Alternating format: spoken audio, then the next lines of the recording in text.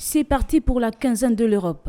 Comme les éditions précédentes, les objectifs visés restent les mêmes, favoriser le dialogue interculturel entre le Gabon et l'Europe. L'Union européenne s'est créée exactement pour, après la guerre, la Deuxième Guerre mondiale, pour éviter la guerre.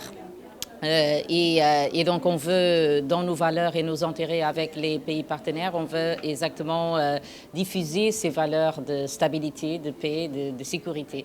Et c'est ça la quinzaine de l'Europe au Gabon. Un événement collaboratif co-organisé par l'Union européenne et le ministère gabonais de la Culture et des Arts et qui permet surtout de montrer toutes les perspectives culturelles existantes au niveau national pour le développement des industries culturelles et créatives. La culture, c'est le socle d'un pays, c'est la base même d'un pays.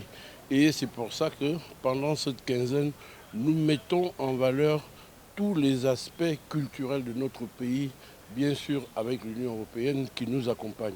C'est un peu dans ce cadre-là que nous avons ces 15 jours pour mettre en valeur la culture gabonaise. 15 jours durant, les artistes, tous secteurs confondus, seront mobilisés à l'Institut français et au Musée national pour présenter leur savoir-faire avec en trame de fond des expositions photographiques, des projections des films, ateliers de renforcement des compétences, sans oublier le spectacle Mongo 5, traduction du monde en langue kota au Gabon, devenu une tradition de cette quinzaine de l'Europe. C'est donc un moment privilégié de la 5e édition du spectacle Mongo qui va nous permettre à tous de découvrir la richesse de la culture gabonaise associée à la culture européenne. La conférence de presse de ce mardi s'est achevée avec une excursion dans la grotte du Musée national où plusieurs expositions étaient déjà disponibles.